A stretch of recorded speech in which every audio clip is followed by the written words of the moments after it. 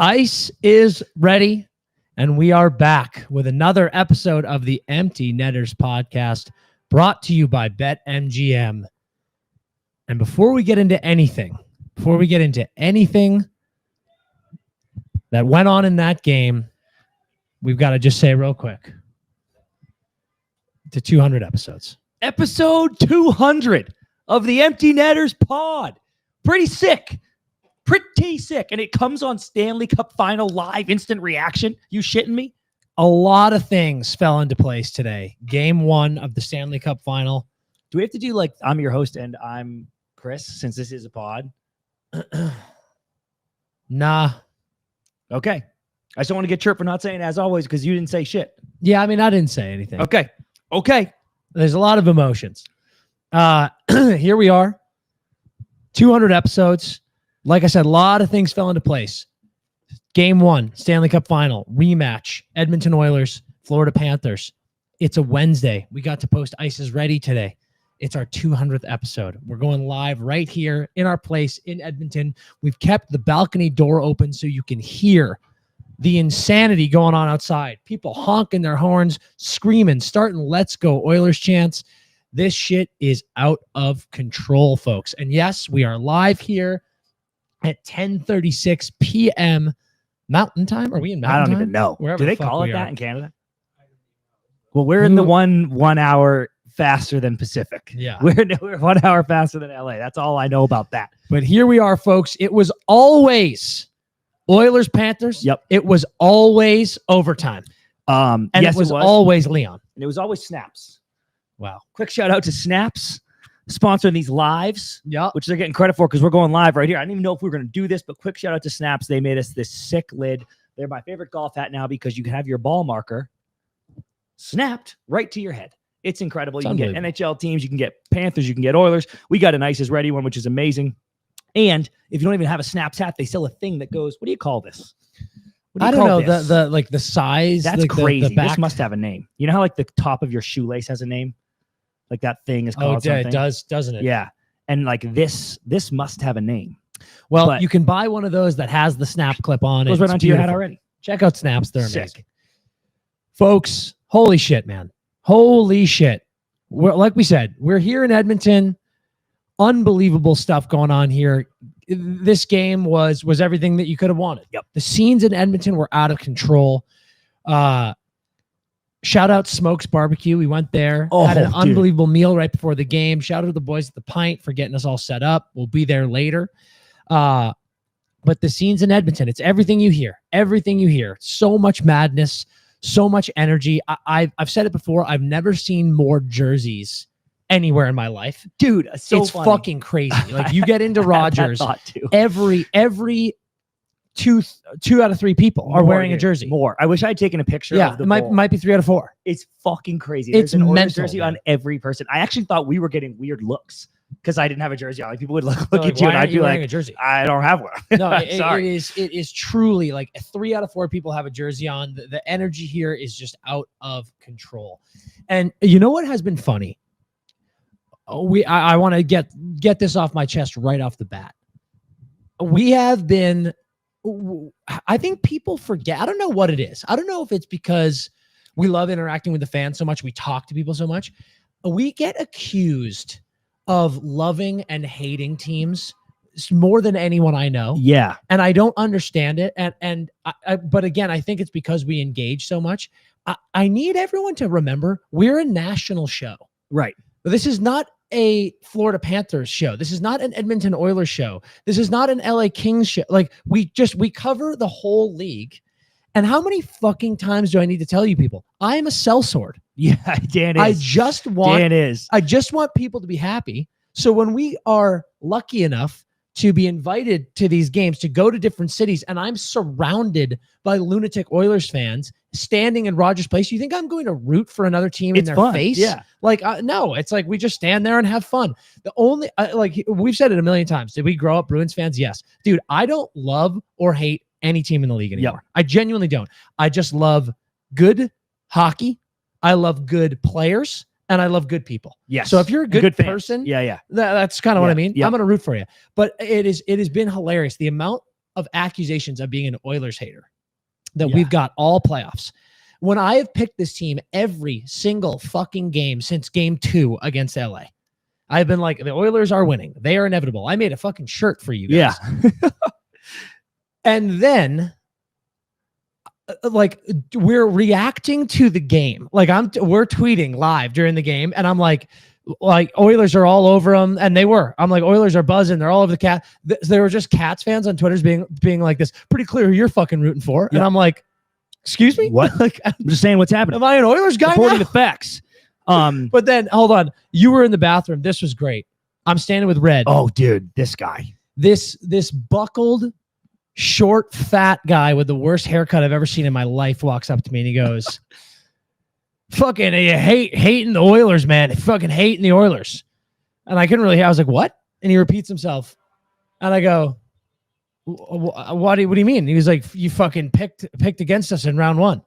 And I go, I know, I was an idiot. I've picked you every single round since. And he goes, now you're here, dude. Kind of a bad look. And he ran off to his seat. And I was like, dude, excuse me.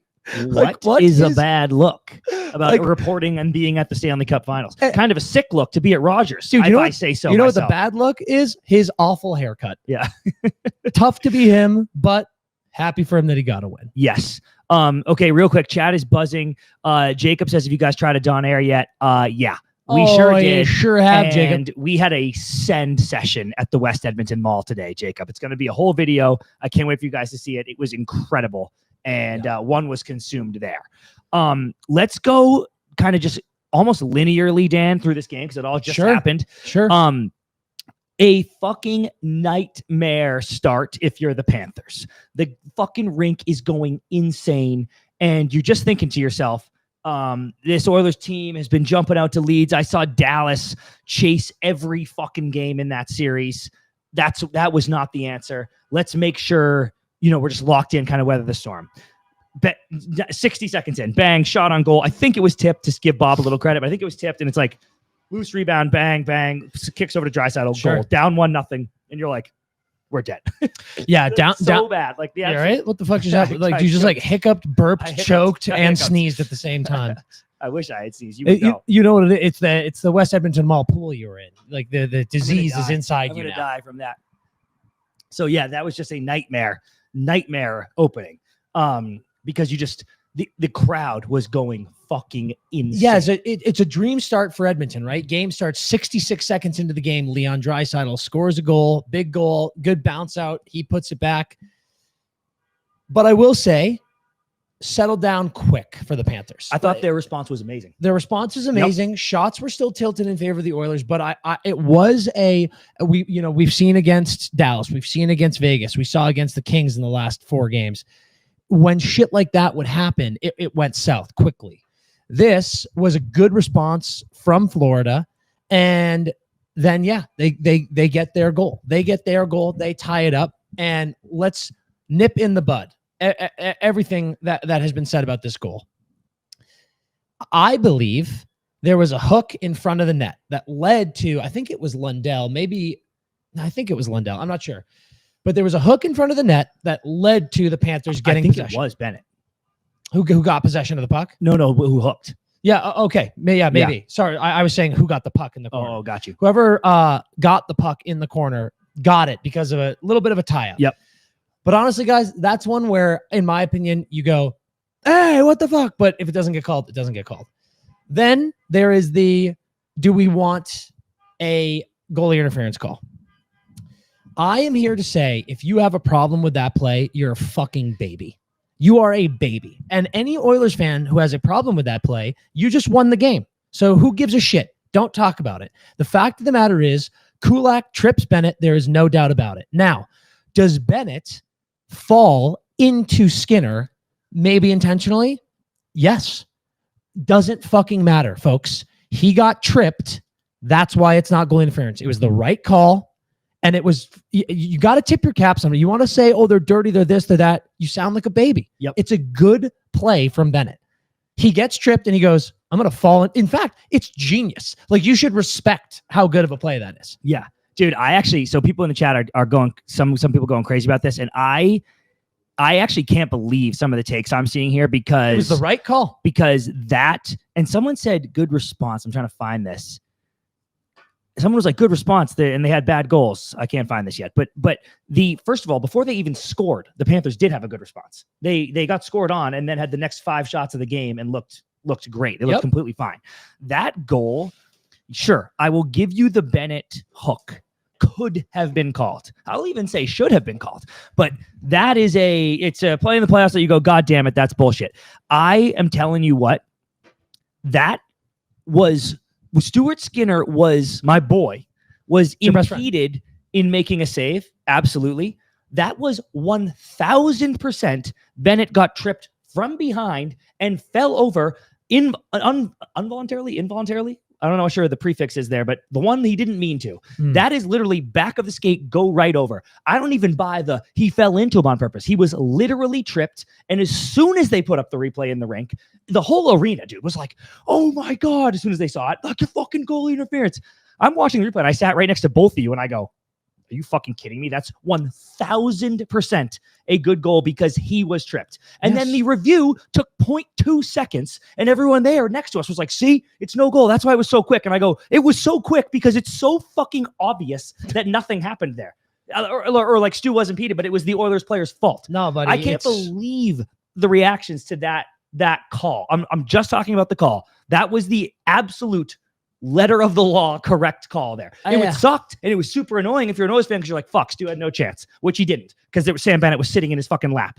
But that was the call, and there's not even a conversation to be had. Yeah, I mean, I think Stu was impeded, but I'm confused. I'm confused by people who frankly just can't see the pure logic there. And you know, I saw a couple of people on Twitter being like, so, you know, I saw someone say like, so Bennett skates into Kulak's skate and like, that's just, come on, man. Dude, I don't think Jacob saying Bennett jumped backwards into Stu. And I'm like, Jacob, dude, even Ryan Whitney, who's all riding the Oilers, was like, he tweeted immediately at classic Bennett, no goal. And then he tweeted again, just saw the replay. Sorry, I didn't see he got tripped. Yeah. It's like, I don't know, man. If you're doing the like Bennett jump backwards, Bennett skated, it's, I don't know. In my opinion, it's wrong. Everyone's entitled to their opinion and we love and respect you no matter what. But I think you're being a baby. I really do. It's like, sorry guys, you cannot slew foot someone, and that's what it was. It was a trip with his foot. I don't even think it's debatable. So yeah, I've been shocked by people complaining about that. And I hated the challenge. I assume you did too.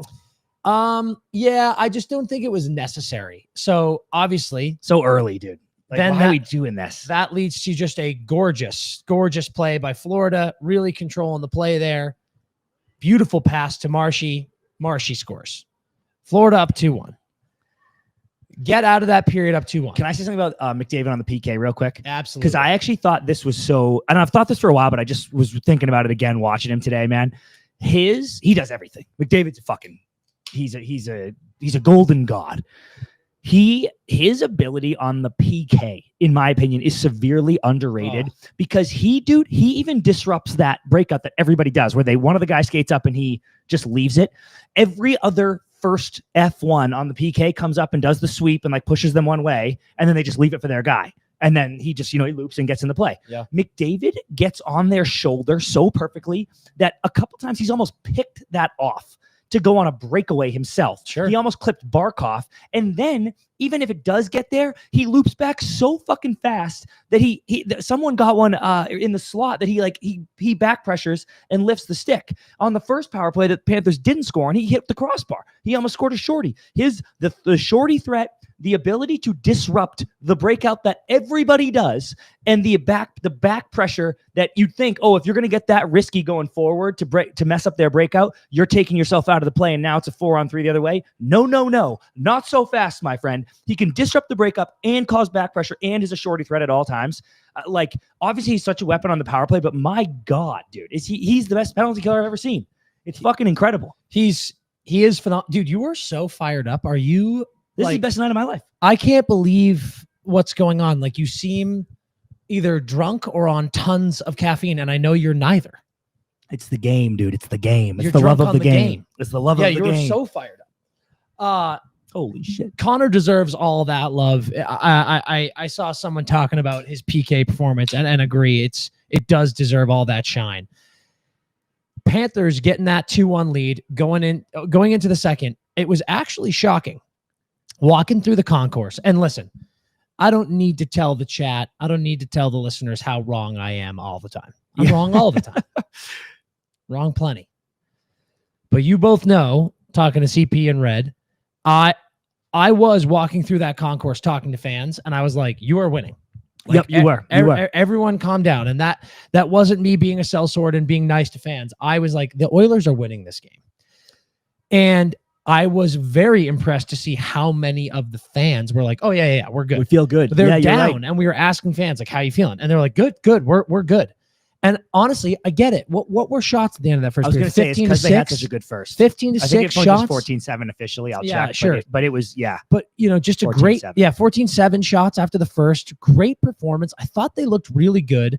And I kept calling out on Twitter. We talked about last episode. The last 2 minutes have been lethal for this Oilers team. Mm-hmm.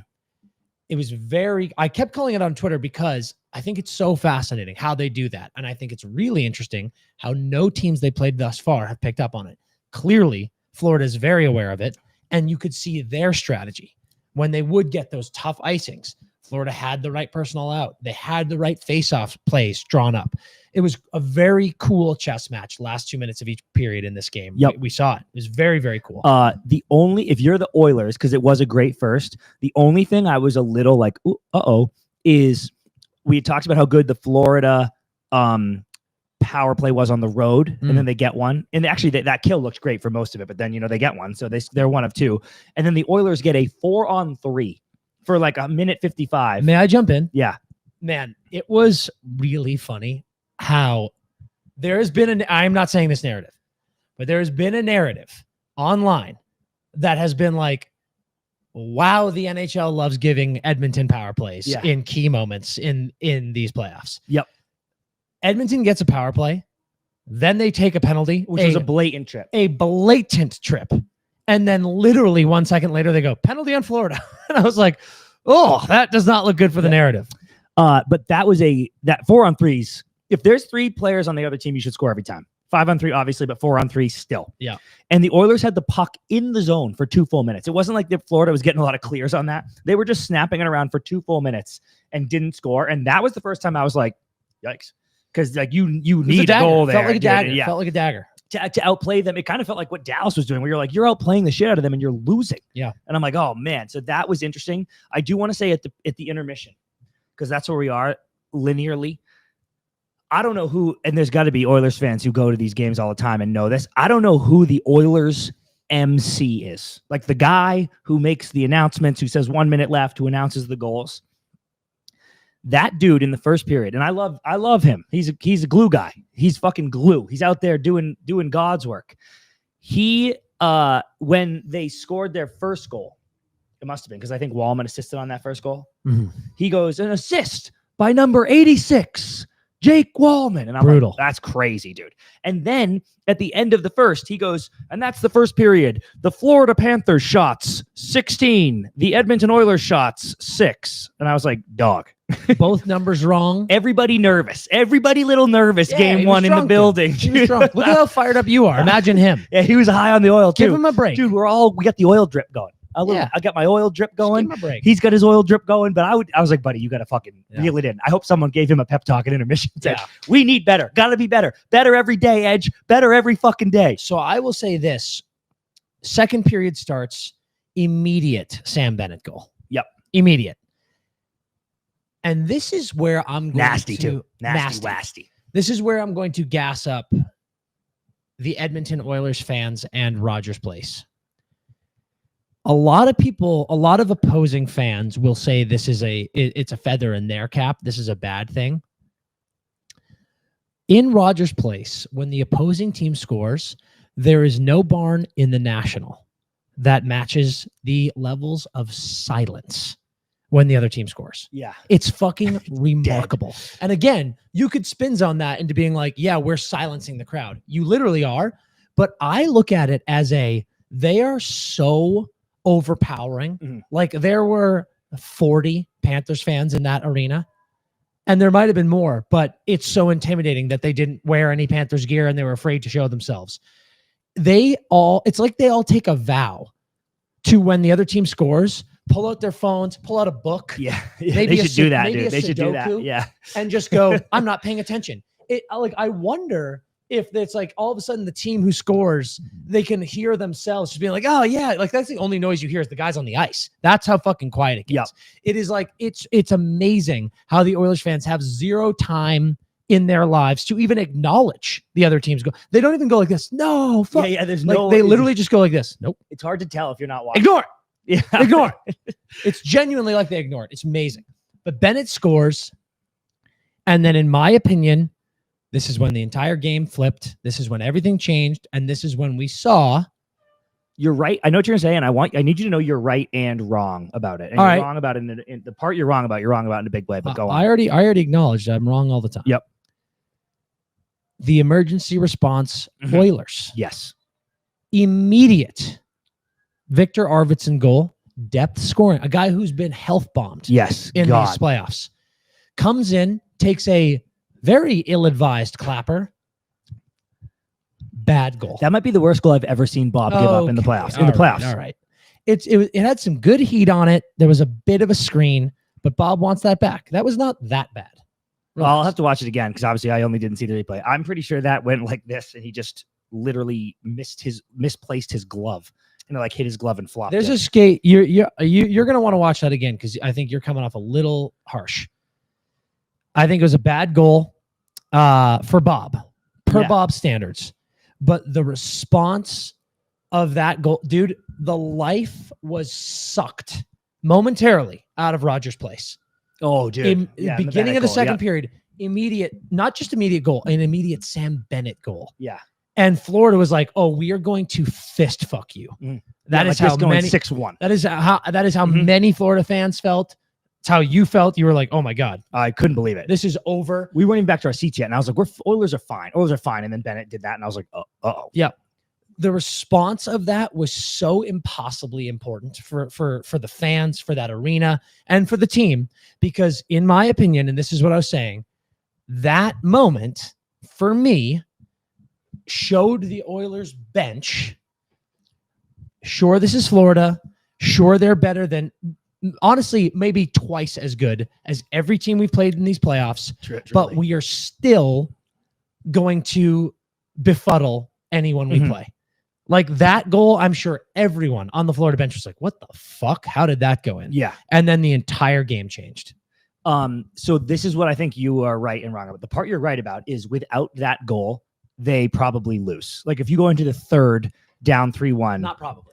I think you probably lose. Without that goal, if 5 minutes goes by without them scoring, Panthers could get another, It's anything over. could happen. But I agree. I think without that goal that quickly, you probably lose. The part you're wrong about is that after RV scored, the Oilers started playing better. In fact, they had one shot for the next 18 minutes of that period. Like they got murdered in the second period. That is the worst period the Oilers have played since one of those Kings periods in the first two games. sure. Like that was a domination from Florida, and Stu is the only reason it was 3-2. Well, that goal, I think, makes Stu go, boys got me. And Stu locked the fuck in. We were sitting next to one of the loveliest ladies I've ever seen, her and her daughter. Diehard fans Yeah, they sitting were there. goated. Just They like were goated. the mom was like breaking her daughter's hand. Just so into it. They were fucking incredible. I loved those two. And I said to her during the third period, I was like, Stu is not getting scored on again. And she goes, knock on whatever wood you can find, you son of a bitch. Yeah. And I was like, oh my God, you're right. And I knocked on. She literally put her head to me. She goes, knock on my head. She said her head was made of wood, Yep. Chris. Yeah. I remember that, Dad. A self-deprecating joke. Come on. Amazing. But that dude, it was like Stu was locked. He made some unbelievable saves. And yeah, I'll give it to you. Yeah. Like the end of that second period, the Panthers probably played better, but it was just like, to me, it was just all the messaging. It's the messaging that the Oilers have done all fucking playoffs. And it was just the third period, man, was all Oilers. An early goal within reason. When did that goal get scored in the third period? 6 minutes in. I still have some second period stuff, but yes. Bore me with your second period stuff. It's cool Oilers stuff. Fuck Bore you. me. Okay. Never mind. No, bore. Oh, well, I'll take it back if it doesn't bore me. Oh, okay. I thought that, and someone just said this in the chat. Let me find it too, because I thought it was a great take. John, he said, well, I'm not completely co-signing this, but if he said if Florida could hit the net, the score would have been 6-3, so many wide shots. And I said to you in between periods, Florida had at least 3, literally, maybe even 4 or 5, grade A, all alone in the slot, wide open chances, and just fired them high and wide every time. And some of that is Stu in your head, because you're like, I got to pick corners, Stu's saving everything. And some of that is just poor execution. But Florida, if they had sniped like they normally do in those, like you watch the Carolina series and they're like, we had 20 shots and we scored 6 goals, because Rod's like, every time they get the puck in front, they just shoot it in. And I'm like, yeah, that's what they do. And in this time, every time they got the puck in the slot, it was high off the glass. That was a huge factor of the second period for me. Can I jump in? Yeah. I'm not bored. Oh, huge, dude. Good call. Good call. Don't be so sensitive, dude. You're worked up. Well, yeah, just don't say bore me. Let's just have a baseline of we're not boring each other. I can't give you a friendly chirp. You can, but I'd love that baseline. That would be sick.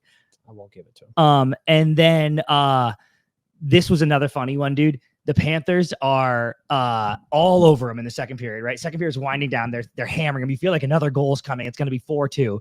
And then it's like a huge Panthers chance either got blocked or missed, turns into an odd man rush, high stick. And I'm like, oh, immediate Edmonton power play goal. You're going to end this period 3-3 and be like, what just fucking happened? Yeah. They killed it. But I was like, oh, dude, you're dead. Yeah. Oh my gosh. I was like, Jesus Christ. Are we into the third period? Yeah, let's go to third. Okay. You don't Actually, have we should do ads. Let's read some ads. Yeah. Let me do an ad real quick. Listen, like we've said, we're in Edmonton. We're in Canada, the country of kindness. And we already mentioned we're going to be heading to the Pint right after this. If you're in Edmonton, I can't imagine you're listening because you're probably partying. We're going to be heading to the Pint right after this. And you know I'm getting myself a Labatt. Labatt Blue Light. The best beer in the world because it's brewed with Canadian kindness, guys. This stuff is phenomenal. Every single can, bottle, and pint of Labatt Blue or Labatt Blue Light is going to be the crispiest, most delicious beer you have ever tasted, and that Canadian kindness is going to come through with every single sip. It is hockey's favorite beer. It's the Empty Netter's favorite beer, and it's got to be your favorite beer as well. Labatt Blue is just the perfect beer to drink while you're crushing Stanley Cup playoff hockey, while you're hanging out at the pub, while you're hanging out at home or at the game. Oh, yeah. Make sure to grab one today, tomorrow, and every day from now on until the playoffs are over. And then reasonably, as you enjoy a nice, crisp, cold cruiser, just make sure it's a Labatt. They're doing it better than anyone in the game. And then I got to talk about BetMGM because we actually hammered the empty net bet tonight and we lost. Obviously, I actually really thought we were going to hit that because it just felt like it was going to be a 1-goal game down the stretch. We lost the empty net bet, but that's okay because we got an epic OT action, and BetMGM is hooking you up with all kinds of stuff. You can do the hat trick jackpot. If you bet on an anytime goal scorer and the guy gets a hat trick, you get your share of 10 G's in bonus bets, and they put back the NHL second chance. So if you bet on first goal scorer and your guy scores second, you get your stake back in cash. If he scores first, you win, and that's amazing and very, very cool. And when you download the BetMGM app, if you use promo code NETTERS, NETTERS, when you sign up, you can get $1,500 in bonus bets if your first bet loses. Boom. Come on. Should I read the thing? Probably, right? Oh. Yeah. Yeah, do it. Yeah, okay. Gambling You're all, problem? wait. You're all going to get to experience Chris. I mean, we both do it. Chris is about to fucking rip this one take. Go. Gambling problem? Baby. Call 1-800-GAMBLER. Call 877-8-HOPE-NY or text HOPE-NY for New York. Call 1-800-327-5050 for Massachusetts. 21 plus only. Please gamble responsibly. Call 1-800-NEXT-STEP for Arizona. 1-800-BETS-OFF for Iowa. 1-800-981-0023 for Puerto Rico. First bet offer for new customers only. Subject to eligibility requirements. Bonus bets are non-withdrawable. In partnership with Kansas Crossing Casino and Hotel. See BetMGM.com for terms. U.S. promotional offers not available in New York, Nevada, Ontario, or Puerto Rico. Boom. Boom. Come on, baby. One time. All right. We moving to the third period? Yeah. Third period action. Third period, like we said, CP just said it, 6 minutes in, Oilers tie it. And, again, I always hate when I'm like, oh, I said this, but it's just like, dude, it was all Oilers all the time. Yo, I said 12 minutes into the period, said on Twitter, I was like, it's been all Oilers here. Cats need to figure something out. A Florida fan replied and was like, what are you talking about? The Panthers have played a perfect period. And I was like, they've given up a goal and they have one shot. And he was like, well, they're not tired. Yeah. And I was like, dude, I'm not talking shit. I'm just saying it's been all Oilers. And we had a lot of assumptions about the Cats, right? Yep. They were shoved in our face in the first round when we thought maybe they're tired. They've been to 2, and that's not a knock, guys. They've been to 2 Stanley Cups in a row. It's just a lot of hockey. And they've just looked fresh as lettuce. They've looked phenomenal. And I think for the first time, maybe all playoffs, maybe with the exception of like one of the first 2 games against Toronto, they did look like they were getting outskated. This felt like Miracle on Ice, USA versus the Russians, third period. We have never seen a team keep up with the Russians. Edmonton just has so much fucking gas. It's crazy. Third period hockey. Yes. Stanley Cup final. Both these teams have been to the Stanley Cup final 2 years in a row. The way, not just McDavid, the way this Oilers team, I mean, they're fucking buzzing down your throat every fucking shift. The forecheck. I'm seeing some of the best defensemen in the game. Gustav Forsling is like getting like really pressured by guys like Connor Brown. Yeah. And I'm just like, fucking God, these guys are relentless. After the first period, when I thought the Oilers significantly outplayed the Panthers. Yeah. Maybe not significantly, but definitely outplayed the Panthers. The Panthers go into the locker room. Maurice says whatever he says to him, and they came out and, again, handed the Oilers the worst period beatdown that they've seen since round 1, in my opinion. Yeah. And I was like, dude, you're in trouble. Like, if the Panthers just come out and go, hey, wake up and do their thing. And I said in the preview episode, Dallas, 4 shots in 3 straight third periods, 2 of which were like, you need this game or your life is over. And I was like, wow, the Oilers checking. It's all I'm hearing. But if I highly doubt they can do it to the Panthers. Dude, that third period, I don't know what was said in the Oilers locker room. I don't know what was said in the Panthers locker room. I think it was, I want to make sure I have this right. They knocked one down, 14-2 in shots. And granted, the Oilers were down. They needed a goal. 2 shots in the third period when you just finished a 20-minute session where you were all over them is absolutely insane. And I will push back on you because, sure, maybe in Toronto, they looked a little, there were games where I was like, yeah, but the Carolina series, Carolina's whole thing was nobody can skate with us. No one in the East can skate with us. We get 1 million shots. Our gap's insane. And then they met the Florida Panthers. Hey, nice to meet you. And the Florida Panthers were like, lol, we can skate circles around you. Yeah. That's their thing too. And this team, and I don't want to even entertain this thought because I was like, they're too tired to win another cup. And then they just have been rolling everybody. And I was like, Christ, I was so wrong. That team was getting their lunch fed to them in the third period. Oh my God. And we'll get to overtime, which that also happened. But they got their fucking lunch fed to them in the third period. Every single fucking time they touched the puck, it was just flipped out of the zone. It flipped out or iced. It was like ice, flip out. Every time they touched it was just get it out. The Oilers played. I think it was like CP. There was one desperation. I'm sorry to cut you off. There was one desperation play by the Panthers, I believe, in the. I think it was in the overtime. Lundell lost his stick. Dude, and let's save that. That was OT. Okay, that's the most insane thing I've ever seen. But we'll get to there. But yeah, that third period was a clinic, dude, an absolute clinic that legitimately got me worried because you've had, because the Oilers finished last, right? Like the series, the Oilers Dallas, I think finished after. Yeah. So it's like you had an extra day, you were fine, and you've had a few days off here. Like there's no excuse for the cliff they fell off. Yeah. Now, to jump ahead a little bit, I thought the very beginning of overtime, the Panthers were flying again. So I was like, this is this weird, like every other period thing. It was like 2 minutes though, it wasn't right? enough. It was just, you were just in the locker room. You had a rest, and then 2 minutes, you're buzzing a little bit. But they had their chances. They didn't take them. You're right. They're missing the net left and right from the second half of the second period on. But, what I can't get over, and listen, there's a lot of Florida fans who are like, dude, this is how we play every time after a long break. Okay, sure. Yeah. And we've said a million times. It is weird. Osh said it the last pod he came on. It is very strange. A lot of guys prefer being on the road in the playoffs because the pressure is on the home team. Great win by the Oilers. Let's say Florida wins on Friday. If you're the Oilers, you're like, fuck. Yeah. Fuck me. Barely won game one. So there's no need for panic here as far as the result. What I will bring the attention to is how they lost deserves to be mentioned. Yeah. Oh, yeah. We have seen this Oilers team claw from behind many, many times.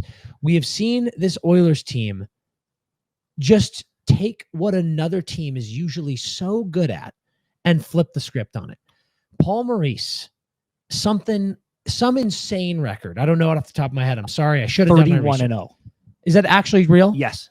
31-0 when having a lead in the playoffs, or if any single period ends with the Panthers in the lead, they've never lost a playoff game under him. 31 straight wins. So 31-0. Paul Maurice when having a lead after a period in the playoffs. You have just lost. And it is worth mentioning because we saw this against LA. You see it with the stats when a team wins the first two games, blah blah blah blah blah. We see it against Vegas. All of the Cassidy stats. The Vegas against Edmonton. Vegas had never lost a playoff game with a 2-goal lead. First game one, up 2-0. L. We see it against Dallas. So many things, so many of these stupid little, the statistics that are just like, yeah, I mean, you're dead.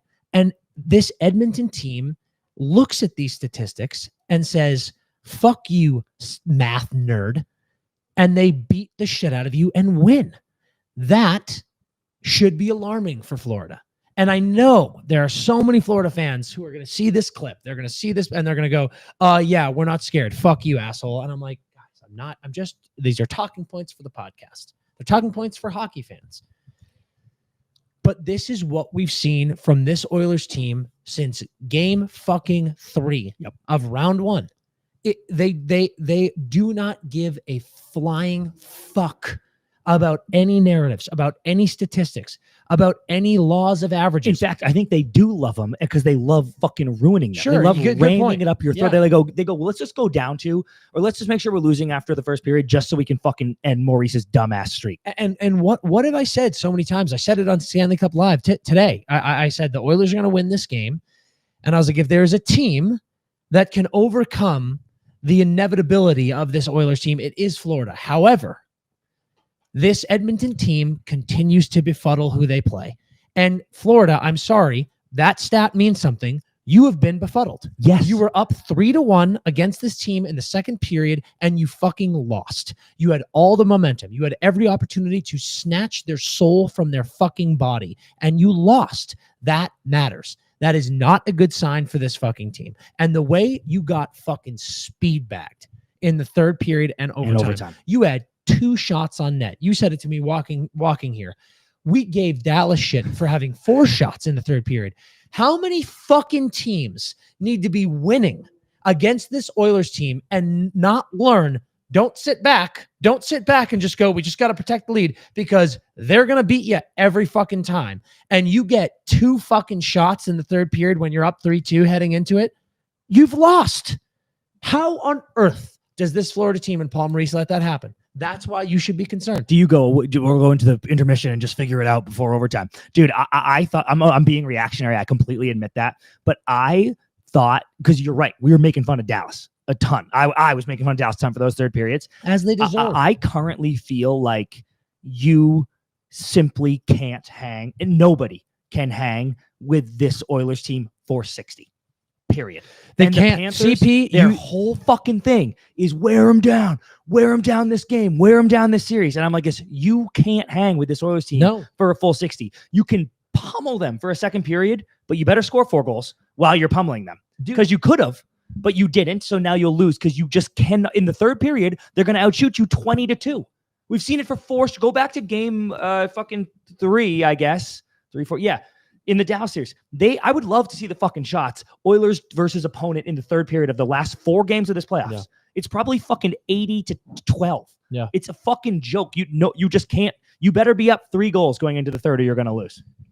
You're so right. It's. I'll go back to the miracle thing I just said. It's wild to me, CP. Like, it's no one can hang with them for 60 minutes. And again, Florida fans are going to tell us to fuck off right now. And Florida will win games in this series. The series isn't over. obviously, but I've never seen anything like it. Mhm. It's because, again, I was banging the drum all day walking around Edmonton. I fucking hate, like, we walk into, I don't know what it's called, the Oilers Square watch party shit. Yeah. There are jumbotrons that there's like a phone number that says cheer on Connor. Yeah.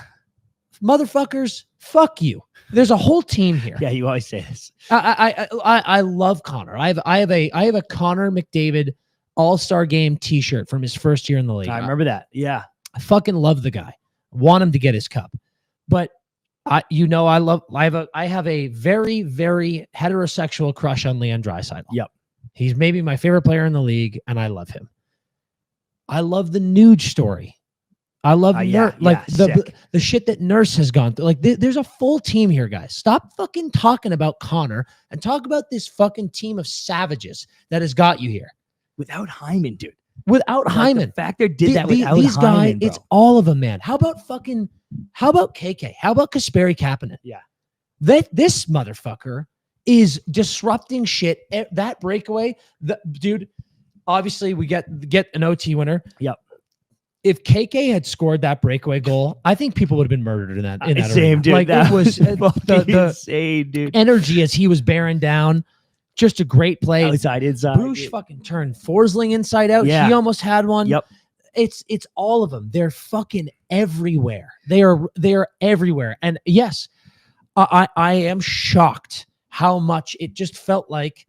Obviously, it went past 60, but it was happening in the third period. 2 shots, bro. You did not stay with them for a full 60 at all. Obviously, the RV goal, Bob wants back, but Marshy's goal was on the power play, so that wasn't their goal. So I said, third line, huge advantage, Florida. They get a goal. Oilers get a goal. You don't. Second line, and I'm gonna get chirped here because I know everybody you love KK, but like objectively, the Verhaeghe, Bennett, Kachuk line versus KK, Kane, and Draisaitl, who's the man. As I'm like, what are we talking about here, dude? And KK's all over the place. They're getting chances all over the place. Leon's got a million goals, and obviously I know he got moved to the McDavid line and OT and all that shit, but they're winning the battles and in goal, dude. And my guy, the stash, dude. The stash is full of secrets.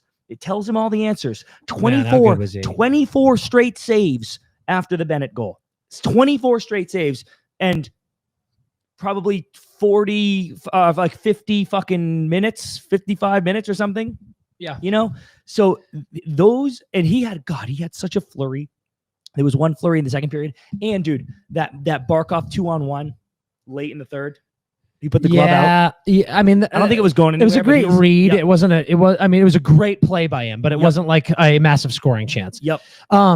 If you're going to talk about your boy Stu, I will take a moment to talk about Bob. Go ahead, please. I mean, the man made 42 saves. He played awesome. So that is a great fact for Couple Florida. Hiccups, but he gives great. up 4 goals. On paper, you would see that and be like this, oh, that was Bob Stinker. But it's like, man, he made 42 saves.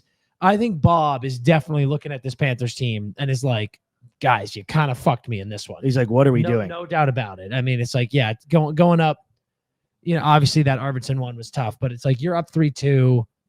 2 shots in the third. Like, there's just a lot that Bob can be like, fuck. He actually me, made boys. it. There was Connor had a crazy chance with like 9 minutes left that he came from the goal line and went backhand, which would have been gross. Bob has that shoulder on it. Bob made some of the most incredible saves in that game. I want to kick it to the chat for the last 10 minutes or so here. I do feel. Yep. And let me be clear. A delay of game penalty is a penalty. I am bummed that game ended with a power play goal. I said to Red, I really hope there's not any power plays. And the refs didn't want it. As we've said many times, refs always say, especially in OT, they're like, I would love nothing more than to never have to call a penalty. Yep. It sucks that game, how electric that was. It sucks that ended with a power play goal, and just how tired those boys must have been at the end of a fucking OT period. Then you give up a power play to the Edmonton Oilers. Everyone knew the game was over. Yep. It was like, this is it. And, we get it to Leon in his office, calls game, and the fucking place explodes. Explodes, dude. Few things. You brought it up earlier. I want to talk about that Lundell play in overtime. That had to be one of the most my brain is melting down plays I've ever seen. Lundell breaks or loses his stick. And dude, it's like there was a huge chance because he was like pushing someone at the blue line. Oh, I think that was the Freddie one. He was pushing someone at the blue line. It goes to Henrique across to Trent Frederick. Sick fucking save. Sick save. And Freddie like did, I know he was mad at himself, but he did almost as much as he could there because it was a little ahead of him. It's hard to get leverage. If that had been in here, he would have roofed it in his No game. doubt. He was so far in front of him, he couldn't really get the leverage. Bob gets his pad across. But then it comes back around and it's sitting in the slot and Lundell's there. And it's like someone coming, I forget who, but like someone on the Panthers is like right there and there's no one around them. And Lundell just he's like, swipes at it. Dude, first he had a kick attempt. Yeah, borderline whiffed it. Went right to the Oilers defenseman. I think it was Ekholm. Then he gets another chance, and you could see him look down to be like this. Should I kick this? Dude. And he's like, nah. And he drops to his knees and puts his hand on it and just like sends a muffin right to the point.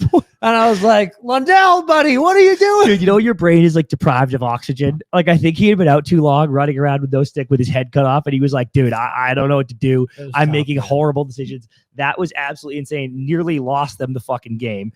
And I wrote again, they were just so gassed. Dan, the Edmonton Oilers. Remember when the Panthers... Actually, I think this is like they lost the cup this year, but that year, 2023, when they were just the Bus and 10 boys and they were fucking, everything was so fun. The Oilers have been to overtime this playoffs 4 times. Tell me their record. 4-0. 4-0. Tell me who scored in overtime. Leon Draisaitl. Every single fucking time. Like, dude, I wrote my German king, dude. My He's notes. my You king. do not. As soon as it got into overtime, I was like, "You're dead. You do not want to go to overtime against this team." No. And that's not to knock the Panthers because I actually thought they had a few chances early. They had a lot of pressure in the first few minutes, and they just didn't capitalize because you know why? They're not the executioners this year. The Oilers are the executioners. When they get a fucking chance, they execute, and that's why they win games. And that's why the Panthers didn't win this game because when they had their opportunities, when Barkov tried to send that one back with 4 minutes left in overtime instead of just shelving Stu, who was leaning forward. Mm-hmm. These are the things that you just need to finish those plays. So that was absolutely insane. I have a take that Hold on, real quick. Just this is for you, Red. Matthew Heath on Twitter just said, "You guys should white balance. The video looks very yellow." Well, I think we just have a lot of yellow lights. Matthew, we're in a fucking Airbnb in Edmonton, 11:22 p.m. post game. Like we ran here. We got lost. Dude, someone in the chat was like, I saw them. He was like, dude, they're going to be late. I saw them. We were lost. We sprinted here to get you this episode. And you're yelling at me about white balancing. Give me a break, Maddie. Respect. It's a creative fucking choice. Yeah. We actually were going for the sepia. Is that what that's called? We're going for the sepia look. Here's a take I had, Dan. Oh, someone also said, the voodoo. We were talking about the voodoo. We called it the Connor lore, but it's really the Edmonton lore. We said this on Stanley Cup Live this morning or this afternoon. Winner of game 1 has won the last 4 cups. More feather in the cap for the Oilers, just getting all this voodoo magic. The Oilers tonight tied a franchise record with a 3rd multi-goal comeback in one playoff. Like if they take the lead, you can't catch them. If they go behind, they can win anyway. They win. Does not matter. Yeah. My buddy Locks was texting us at home. He's rooting for the Oilers, and he was like, "What do I need? Like next goal?" And I go, "None of it matters. Whatever you want to happen will happen because the Oilers will win. So it doesn't matter how we get there. It doesn't matter who scores when and who scores next. The Oilers will win. That's how this works." This was my take, dude. Before this game, the Panthers have been so good on the road. I said it a million times. If the Panthers lost this game in overtime, I said this to one of you guys, I would feel shitty if I was Edmonton. That's what I said pregame. Oh, because are you fucking crazy, dude? If Florida had won this game in overtime and I thought I said lost, but if I said won, my bad. Did I say win? Wait.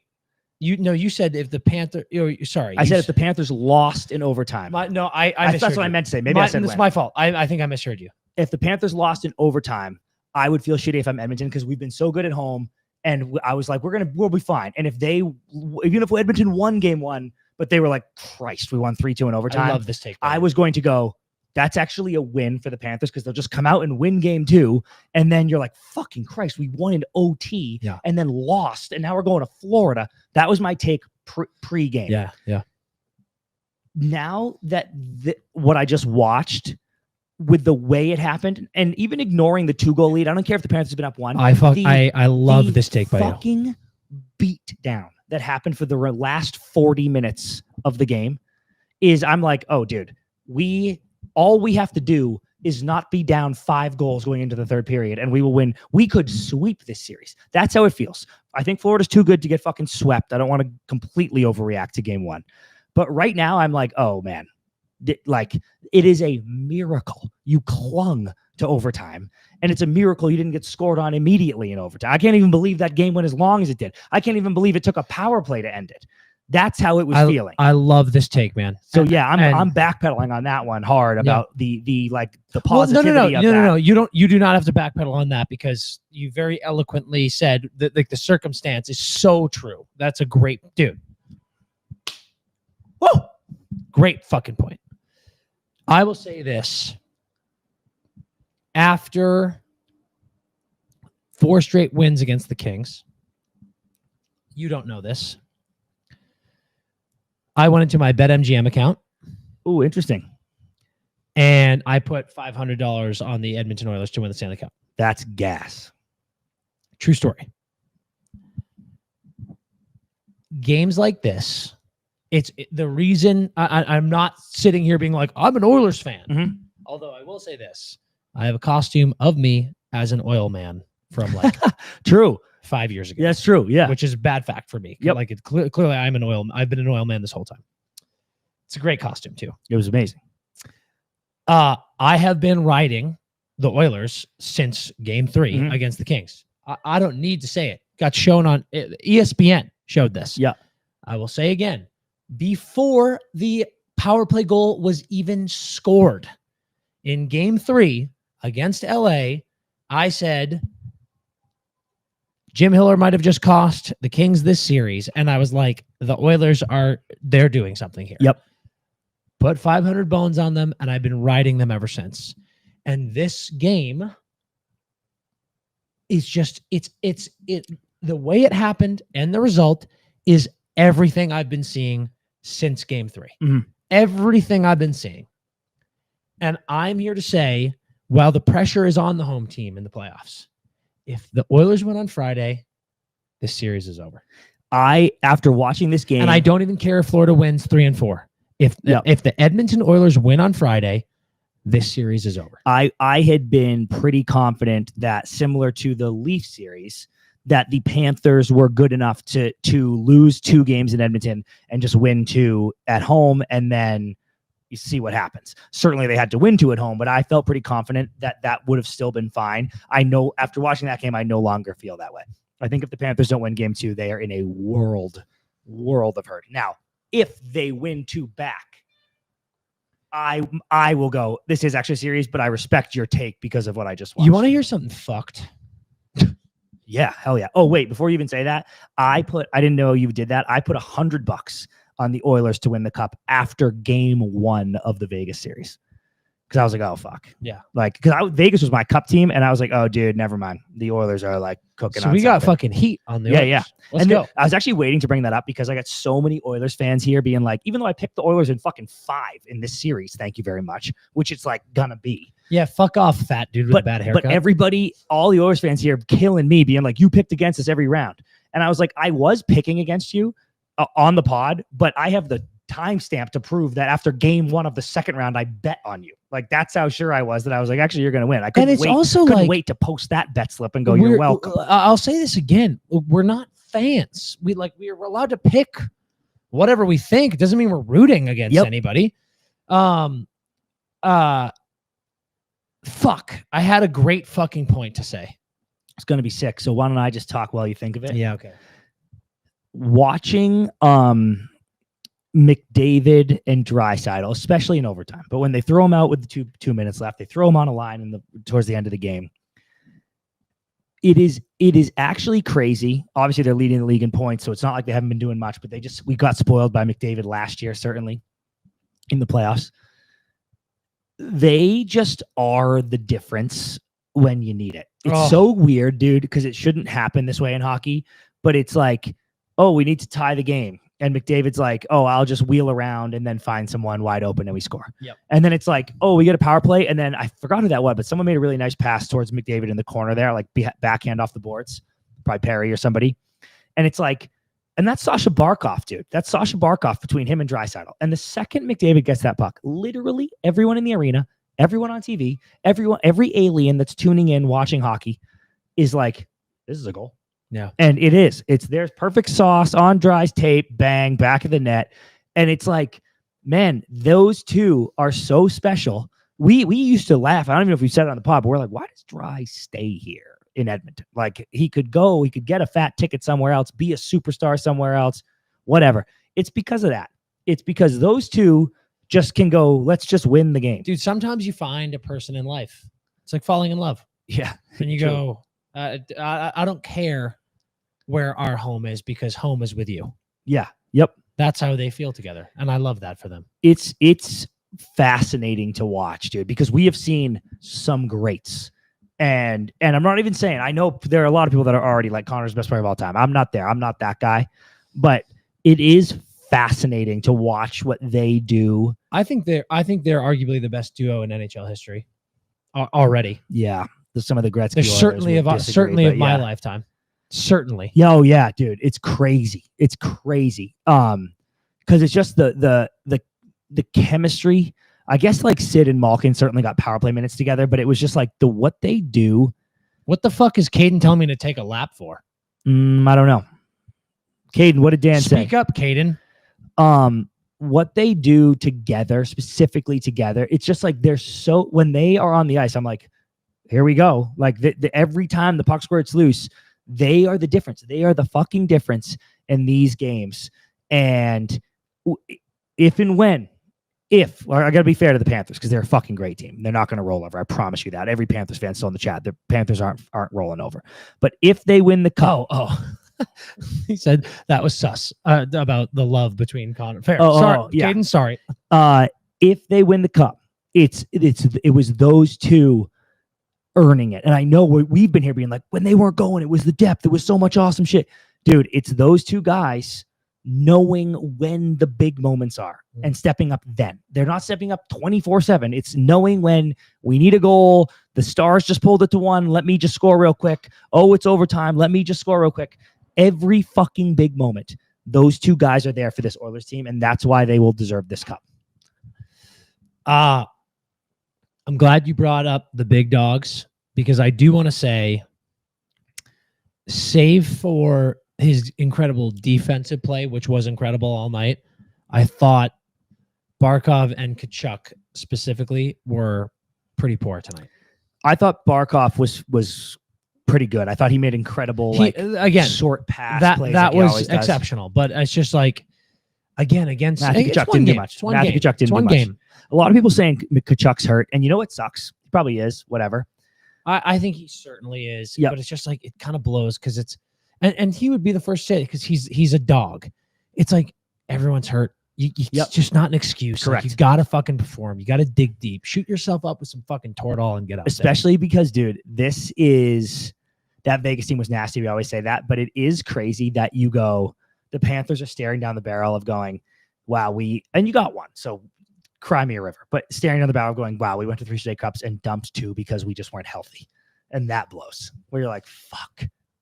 Yeah, but you weren't winning against Vegas, pals. Probably not. No, not like, but that's what they'll feel. That's how they'll feel. Like they're like, Matthew Tkachuk is getting picked up out of bed and put on the ice, you know. I think these guys are such pros. I'm not sure that even with the Tkachuk injury, I'm not sure that Panthers team is like, that's the only reason. I think they might be like, Vegas was better than us that year. Yeah, very possible.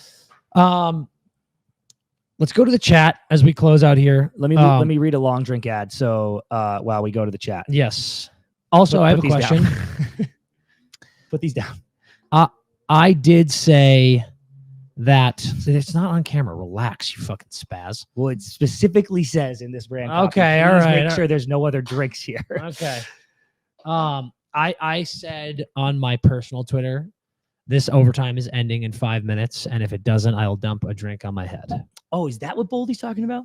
Yes. You gotta, dude, Red, you're gonna, when this is over, you're gonna have to turn that camera to the fucking balcony and you're gonna pull I think I'm gonna do it right here. on the couch. Hold on. everybody hold on.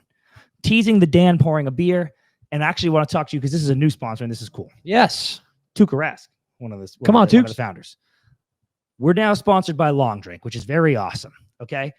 Long Drink is a citrus soda with real liquor. It's actually incredibly refreshing. We had a ton of them at the Pro Athlete Golf Tour last year. They were all over the place there. That was amazing. We're going to have them at the Pro Athlete Golf Tour this year. It's amazing. Ricky Fowler's an investor. Miles Teller's an investor. Kygo's an investor, which is gas. I love Mitel. So there's all kinds of people involved. It's amazing. We've been crushing Long Drink. That was my first one, actually, and yours, I remember, at the PGA Pro Athlete Golf Tour. That was my first one. I've been crushing them ever since. You know what? It's also gin, which I love. Yep, that's great. Jesus. And got a cool backstory. They're originally from Finland, and we finally got over to America. Now they're sponsoring Edmonton Yetters, which is very sick. It doesn't leave you with that full beer feeling, which is amazing because that means I can have a ton when I'm on the beach or on the golf course. It tastes nothing like you've ever had, and it's they have really cool flavors too. That kind of makes or breaks one of these canned cocktails for me. They have great flavors. It's crisp, it's smooth, and if you don't like gin, it doesn't taste like that. You know, like it doesn't taste like any of. Also, that man, alcohol. I'm here to tell you, gin is in. Oh yeah. No. Don't. Oh yeah. Me. Gin is a very typical. Like people are like, oh, I hate gin. People quoting Crazy Stupid Love. Yeah. Gin is delicious. If you need to have good gin, and there is delicious gin in Long Drink. Absolutely. Like gin is hot right now. So go to thelongdrink.com/almostfriday. Check out all the options. Fuck yeah. Take us to the chat. Should I go on the balcony? Actually, the first 10 people that chime in. Dump a fucking beer in his head. Hold on. The first 10 people that chime in on the chat about this. Should I go out on the balcony, dump a beer on my head, and then come back and sit down, or do you guys need to see me dump the beer? I'm sure they're going to say they need to see. But they need to understand that the I can't dump a beer onto the couch of this lovely place that we're in. Agree. That's why I couldn't. And it's going to be very difficult to adjust the camera. It's pitch black out there. Not if we do it at the end, right? You just turn it. We're not going to do it. Okay, so chat. Wait. What if I film it on the phone and put it on the story? No, we got to do it live on the pod. I said we're gonna do it. They're saying couch, dude. Unfortunately, they're saying couch. I'm gonna put a sheet down or something. I'm gonna go like this. This is fucking insane, dude. This is tapped. Is there enough in there to dump that on my head? What do we think, chat? You're gonna make me. Did that sound? You're gonna make me. Did that sound like enough? Get the Netters bear covered in. I mean, come on. I'm gonna need at least someone in this chat to go buy a Netters bear shirt if Dan's gonna dump this fucking beer at his head. Actually, true. Someone in the chat, you need to buy a Netters bear crew if I'm gonna destroy the Netters bear. Dude, Randy says he owns this Airbnb and we're getting fucked on the charge here. All right, hold on. Are we on his camera? Is there enough in here? I mean, there's enough, dude. It's like, you're a fucking idiot. There's actually not enough, but it's okay. That's actually a little bit more than I thought, to be honest with you. That was actually a little bit more than I thought, to be honest with you. Good contain. All over the Good contain, Dan. Good contain. Oh, terrible. What did you say that was going to make that happen? I said. What'd you say? It's everywhere. Dan spilled it everywhere. Guys, we got fucked. This was fucked. God damn it. He spilled it all over the place. It's all over my shoes. What'd you do? I said that the overtime was going to end. Oh, in 5 minutes. Yeah, you fucked the overtime up. Yeah, you deserve that. Okay, so I want to know the Alberta baptism. They said that's all time. Chat, that's all good. time. That's really good. So that sucked. What I want to know is, Dan, you had said Oilers in 7. Yeah. How do you feel now? And then a ton of the chat, we're talking earlier about Oilers in 6, Oilers in 5. I want to kind of just end this with how we're feeling moving forward in this series, because as we hear all the time from Ocean, a lot of the boys, this is a chess match, right? And I do think the Florida Panthers are easily, these are the two best teams in the league. And buddy, I still think the Panthers are better than the Oilers. That's what's fucking crazy. But I think these are the two best teams in the league.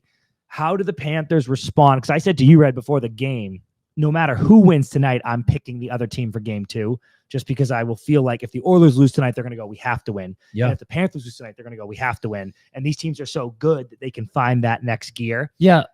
I think I got it. I'm sticking to my guns. I think this does go the distance, and I've said, sorry, Chad, I've got beer in my nose.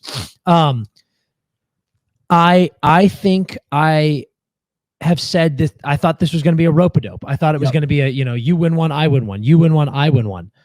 I think that game did not go well for the Panthers based on what we've seen this Oilers team do to other teams. That is my big takeaway from this. This was not a clean. Oh, I fucking remembered what I was going to say. Yes, dude. And wait, Dan, actually, say it. Circle. Say it. It's the bird of baptism that got me there. Nice, dude. Shouts to keep going. I'll find it. Okay. I think, fuck, I forgot it again. Did you actually? No. Oh, I was like, are you fucking kidding me? We have not seen this Edmonton team, right? We have not seen them lose a game. B. Holmes. Shout B. Holmes. Thank you for the tip. Bird of baptism. Oh, yes. We have not seen this Edmonton team lose a game clean since game 2 against the Kings. And I'll throw one on top of that, Dan. That is literally the only game they've lost clean. Not like a sin. I know that was game 2 of the playoffs, but just like they have just won every game. They have literally lost 4 games these playoffs. An insanely fluke Kings thing that should have gone to overtime, Draisaitl in their own net, and 3 power plays. I resent that because it should have never been tied up. But it was. But I don't care. So like you're not going to be able to say like but like they lost that game. I'll butt you. No, you gave up 6 goals. You lost. I'll butt you. They have not lost a clean game since game 2 of round 1, and that is the only clean game they've lost. Like Florida, you got shut out by Carolina. You got shut out by Toronto. Yeah, dude. Like this Edmonton team is just like, they can't be beat. It's fucking crazy. They cannot be beat. Jamie Benn just says 13-2 since game 3. Yeah. And when I say beat, I mean like beat, not you lost a game. I mean beat. You got beat in a game. It's happened once. Yeah. So for Florida to lose this game, make Maurice now 31-1. It's just like, it was bad. So sticking to my guns, I do think Edmonton wins. And like I said, if Edmonton wins on Friday, the series is over, and it's over early. But you just said if you think it goes the distance still. So you think Panthers win Friday? Yeah, I do. Yeah. Lewis, Dan, I just want to go here too. Lewis G says, fuck, where did this go? Because this was a great comment. He says, when I saw the clip of you guys on Prime, I thought you were dorks, but now you're one of my favorite pods. Who said that? Lewis G. And I love that. Because I am a dork, by the way. Yeah, I love fantasy books, dude. I love Harry Potter. I was waiting to see if I was offended by that, but nah, dude. I am. Hell no. So Lewis, shouts. Love you. First Incredible. Of all. Second of all, you can still think we're dorks. Yep. We're dorks for sure. I would say I still like my Oilers in 5 take, but it is I am admittedly very excited to see the chess match, the adjustments that the Panthers make in game 2. Sure. Because they did seem, what's weird, bro? They seem unfazed, of course, but they seem unfazed by Rogers, by it's the final, by the Oilers initially. Like the Panthers are like, dude, we're fine. Like we're fucking just as good as you, if not better. It doesn't matter. We're in this series. We're up 3-1 in this game. Like we can win here. We can win at home. Yeah. You don't matter to me. They only seemed rattled in third and overtime. Like all of a sudden they were like, oh shit. And I don't know if that's the difference in this series this time around, where it's like, oh shit, you are a better condition than us or something. Like we can't play in the third period against you. And if that happens again next game, like bro, even if the Panthers win on Friday, let's say the Panthers are up. Stu, the stash, maybe the stash wasn't speaking. The stash isn't talking to him, and the Panthers are up 5-2 and in going into the third and on Friday, and they win 5-4, getting outshot 20-2. I am like, you're fucked because you can't hang. That's where I'm excited to see. I'm literally only tuning in for the third period of Friday because that's where I'm deciding what's happening in this. It's going to be there. Yeah, not watched it. No, I feel it's you. just the Panthers are unfazed by the Oilers. Yeah. Truly, they're unfazed by the finals. They're unfazed by the pressure. They're unfazed by Stu. They're unfazed by Connor. They're unfazed by Leon. But currently, they seem phased by the third period wear down. Definitely. And if they can't fix that, then they are cooked. Yeah. All right. Well, chat fans, fucking phenomenal start to the Stanley Cup final. Unbelievable game one. Shout out to Edmonton putting on a great show. The city cannot begin to express how grateful we are to all of you guys for 200 episodes. We are not here without you, without this amazing community, without all the Netters fans. I suppose we're still looking for a name for you guys. Yeah, we haven't cracked like that. I think Netheads is lame. Me too. If chat brainstorm on that for us. Chat brainstorm. Let us know Friday night when we're live.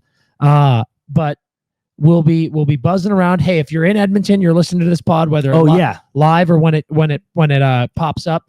If you're in Edmonton, we're doing a meet and greet at the Pint tomorrow. It's going to be a fucking blast. But I just want to take this opportunity to say, genuinely, we joke around a lot. We're clowns a lot. We love you guys so much. This show does not exist without you. It wouldn't be fun without you. And Boldy legend. What's that? Boldy just spent $67 on a hat and shirt because you poured the beer on your head. Dude, Boldy Glazer is literally. If I don't get a beer with this motherfucker soon, I'm gonna Boldy's probably camping. Boldy's probably in the middle of the field right now. He is, dude, looking at the stars. He's the goat. Guys, truly, it's like it makes us emotional almost every day. How much you all make this worth it and make it so much fun. You're the best. 200 episodes. Here's to 200 more. And unless CP has more to say, Jamie Ben goes, the Oilers' biggest test this playoff was the Korean Community Center Harmonica Club. That is, which is a fact, dude. Like fact. Literally, the only thing the Oilers have lost to is the fucking Korean harmonica players. Jamie Ben, I'm gonna steal that and tweet it. Dude, yeah, shout out, Chantel. The meet and greet is 6 o'clock at the Pint tomorrow. It's scheduled 6 to 9, but we'll probably just be out all night, eh? Yeah. I would guess. And then, God, somebody said something I was fired up about. CP, I got to take a shower, brother. I know. It's okay. Fuck you. Swan says, do you think Stu uses Head and Shoulders or Dove on the stash? Neither. Mane and tail. What is it? Mane and tail. Mane and tail. For sure. He uses mane and tail, whatever it is. It's working. I hope it doesn't change a thing.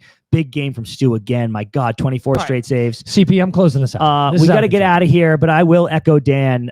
This has been a crazy grind during playoffs, doing morning lives, doing late night lives. And if you guys weren't liking it, then it wouldn't have been worth it. So it's been awesome having you guys tune in. It's fucking well past midnight for most of you. Love you all. This is a blast for us. I'm glad it's a blast for you. Tell them what to do. Skate hard.